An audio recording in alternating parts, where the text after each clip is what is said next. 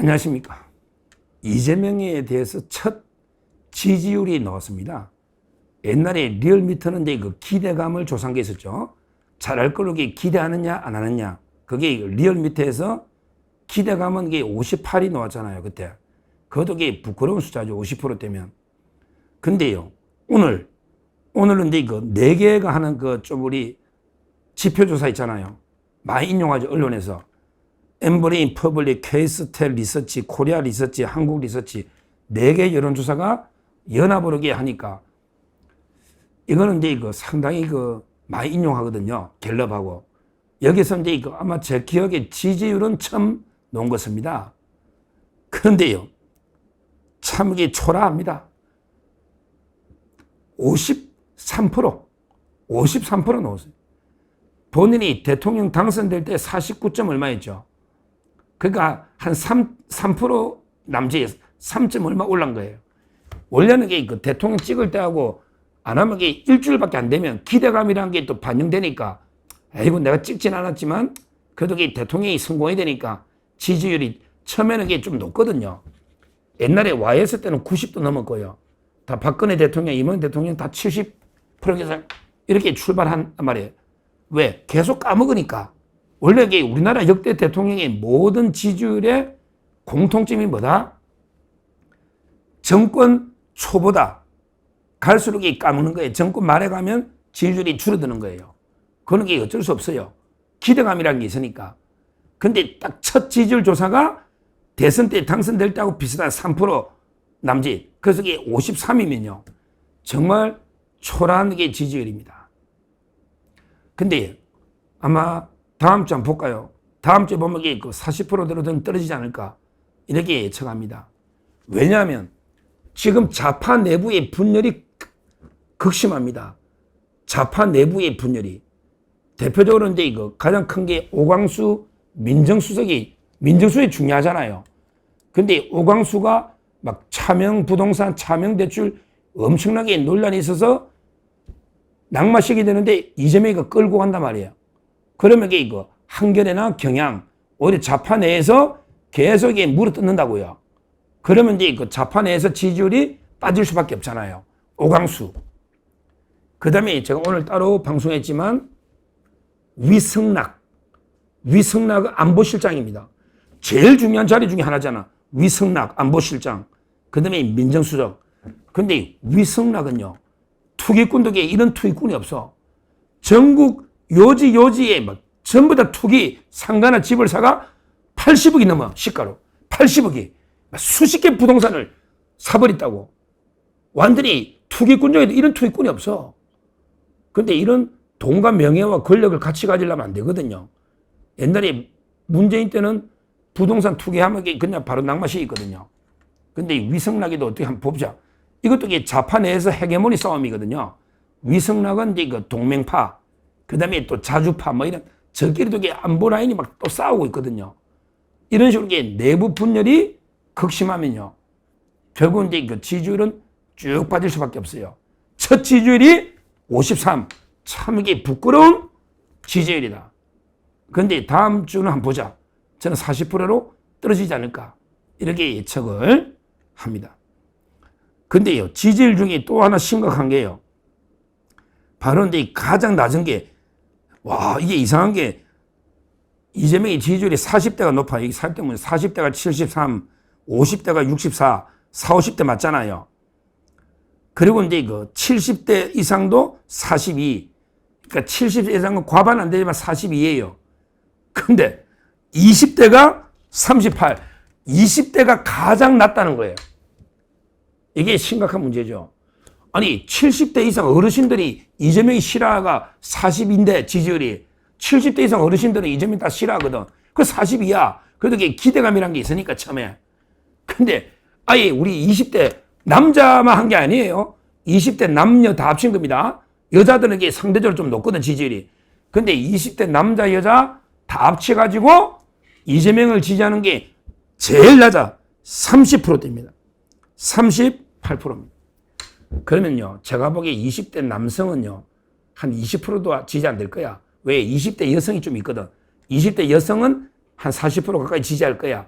근데 합치가 30%대에 불과하다.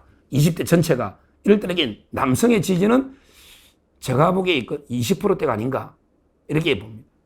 하여튼 이재명의 가장 고민은 우리 20대가 청년들이 미래 세대거든요.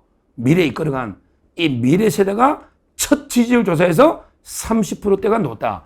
이거야말로 심각한 문제. 청년이 떠나면요. 희망이 없어요. 미래 세대이기 때문에. 아마 민주당이나 이재명도 고민이 많을 거예요.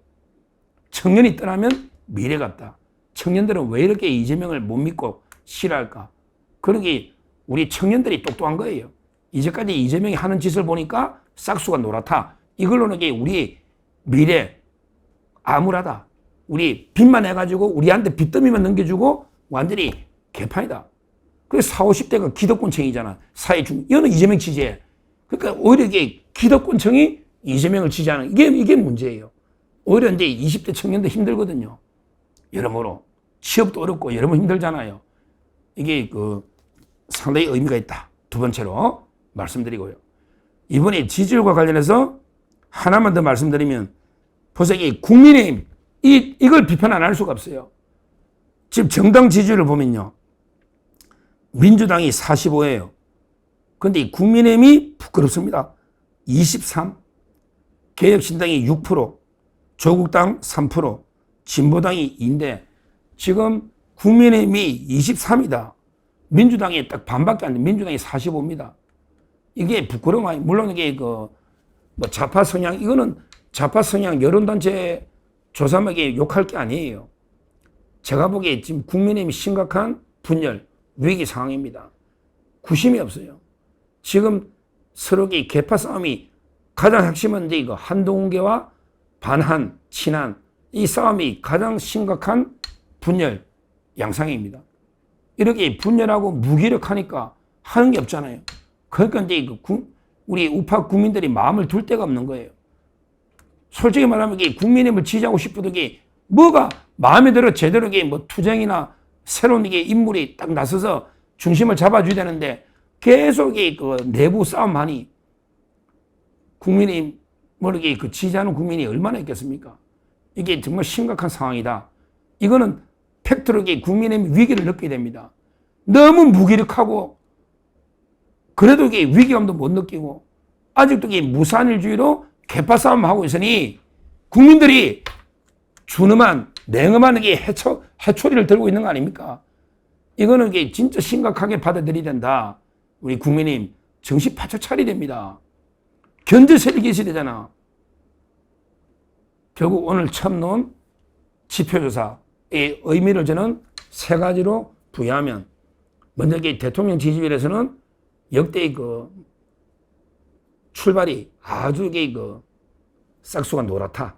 53밖에 안 된다는 말이 대선 득표율하고 거의 똑같은 거거든요.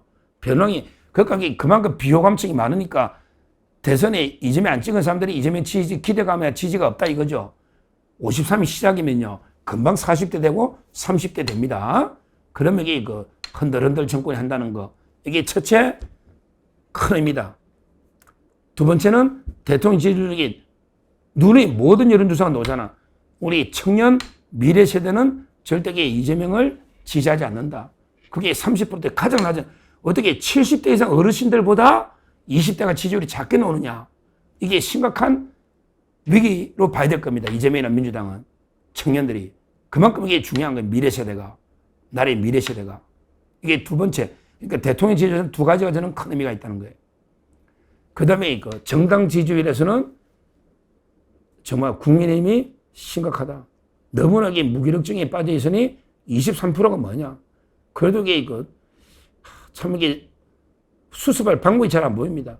전당대회 해도 대주주가 놓으면 김문수나 한동훈이 놓으면 또 극심한 분열로 가고 과연 이게 통합돼서 제대로 할 수 있을까?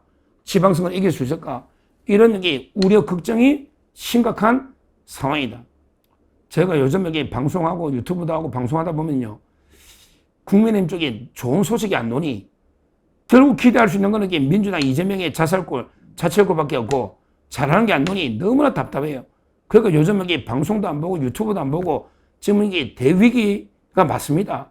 심각한 상황이다. 이거 뭔가 돌파구를 마련해야 되는데 과연 이게 국민의힘이 어떻게 살아날 수 있을지, 어떻게 진짜 제대로 된 이게 그 대한 견제 세력으로 이게 다시 살아날 수 있을지 지금은 이게 그 암울한 상황이다. 어디까지 이게 그 무너지고 망가질지 걱정이다. 이걸 제가 경고하고요. 지금 지지율을 보시면 정당 지지율이 따블속하다, 심각하다 이렇게 말씀드립니다. 하여튼 뭐 그래도요. 그래도 이게 우리가 포기할 수는 없는 거예요. 진짜 암울하고 힘들고 해도요. 길이 끝나는 곳에도 새로운 이게 길은 있습니다. 희망이 끝나는 곳에도 새로운 희망은 있는 겁니다. 우리가 여기서 이게 그 포기하거나 절대 자포자기해서는 안 됩니다.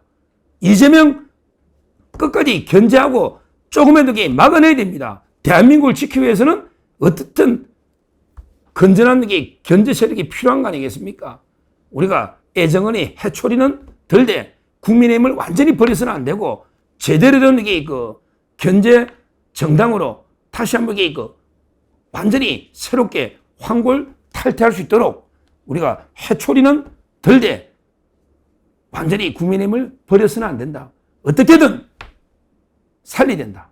이 말씀도 드리고요. 우리가 애정어린 비판. 혼을 낼 땐 내야 되지만 완전하게 포기하거나 완전하게 버려서는 안 된다.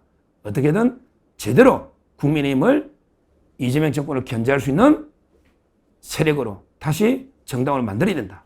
이 말씀도 드립니다. 감사합니다.